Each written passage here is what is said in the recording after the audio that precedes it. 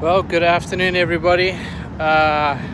It's Saturday, and I haven't done an update in, I guess, about 2 or 3 days. As you can hear, there's quite a bit of thunder and lightning and a big storm that's about to blow through. And I'm kind of glad that I'm on the ground. So let's give you some updates since, I guess, Wednesday, which is when I broke my prop. Broke two props that day at 7,000 feet, and after calculating the air density and so forth, it was clear that I had exceeded the capability of what an 18-meter glider can do. And since I didn't have any more props left to try and keep going, what I did was I got Ray to give me a ride basically due north up to Buffalo, where a prop was overnighted to an airport there.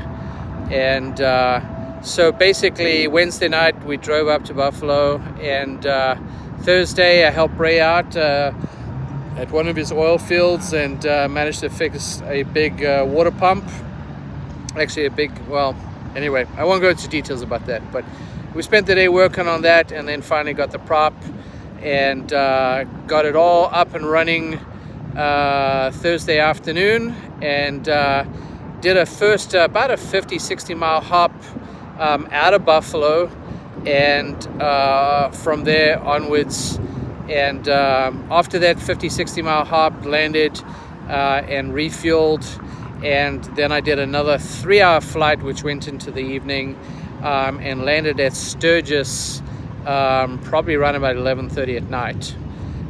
Got about 2 hours, maybe 3 hours of sleep, and then around about 3:30 that morning, once again got moving as quickly as I could past Rapid City, and I had an amazing first flight, nice big run, and it really was the beginning of an amazing day yesterday, being Friday, and covered a total of 420 something odd miles. So an amazing day to cover that kind of mileage, and a lot of it was earned. The last two flights I was doing maybe 35 miles across the ground, which is not very fast, and still managed an incredible day. So with that, I landed about 160 miles from where I am, and I forget the name. I think it was called Phillip. Spent the night there, and got going around about 6 o'clock this morning, and had this once again another amazing 160 mile flight, and landed today where I am. Got some refuel, and I gotta look for it. I guess I'm in Austin. I always have to look these things up.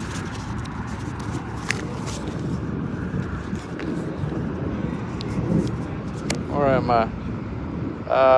Yeah, I guess the town is called Austin. I'm here at the Austin Aerolite Club, and landed this morning, I think, around about 9 o'clock, and then went to go take off, and I just couldn't get the motor to start, and the compression was feeling a little bit light too. So in that process of trying to get it started, I broke the pull start, and of course that required pulling the motor off the frame to try and fix that.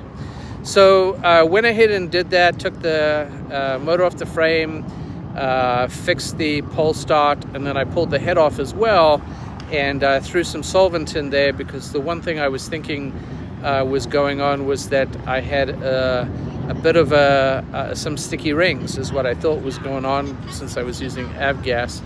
Anyway, so when I pulled the head off, I discovered that it actually pinched the O-ring when I put the head back on just before the trip. And so one side of that O-ring was very, very thin, and I was barely able to get it off the head without breaking it. So anyway, cleaned it up as best as I could. It was kind of stretched, but put the O-ring back in there, and made sure that I got plenty of solvent in the piston, just to make sure that sticky rings weren't also adding to my problem.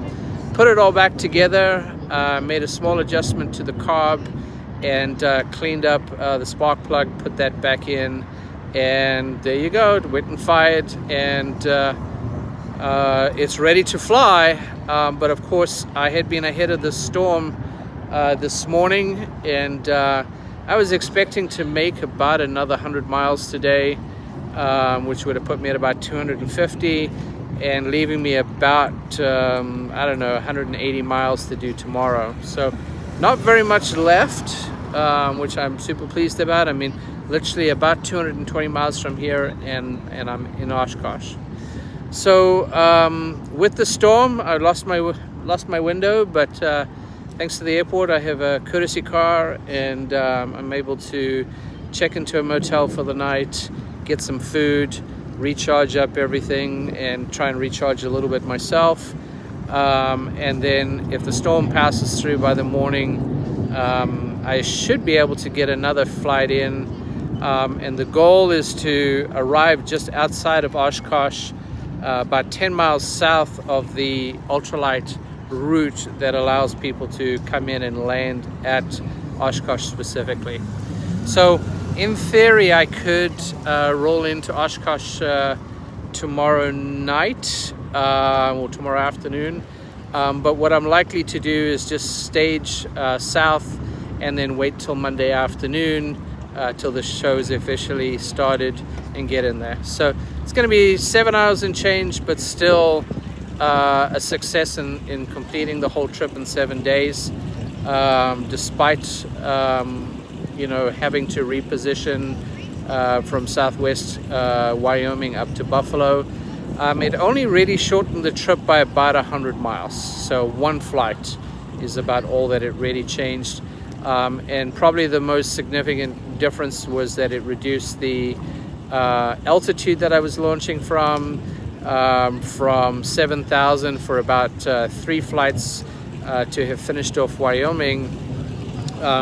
It reduced those down to about 4,000, and then of course, once I hit South Dakota and made my way to the end of South Dakota, I was able to have the altitude continue to reduce. So pretty exciting stuff. I mean, it's just been an amazing 3 days, and I'm in good spirits, especially now that it's within striking distance.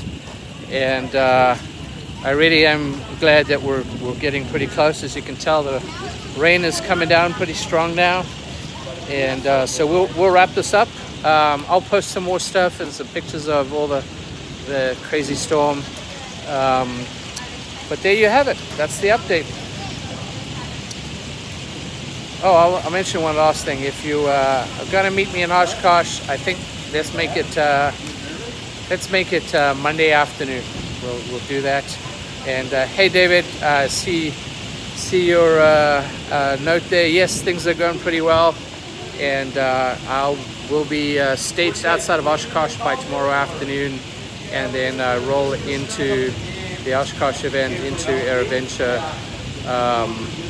by Monday afternoon. So 7 days it's going to be, and I'm super excited. All right, we'll catch you all soon. As long as it's not too much rain.